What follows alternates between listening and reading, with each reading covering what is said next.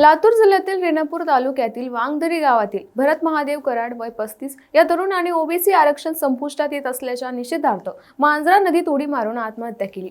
भरत कराड हे रिक्षाचालक होते आणि ओबीसी आरक्षण बचाव आंदोलनात सक्रिय होते। सरकारने मराठा समाजाला कुणबी म्हणून ओबीसी आरक्षणात सामावून घेण्याचा निर्णय घेतल्याने आरक्षण धोक्यात येईल या भीतीतून त्यांनी टोकाचं पाऊल उचललं। आत्महत्येपूर्वी त्यांनी चिठ्ठी लिहून माझ्या बलिदानानंतर समाजाला न्याय मिळावा अशी अपेक्षा व्यक्त केली।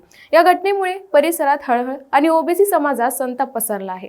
अंत्यसंस्कारावेळी नागरिकांनी भरत कराड अमर रहे, ओबीसींना न्याय मिळालाच पाहिजे अशा घोषणा दिल्या।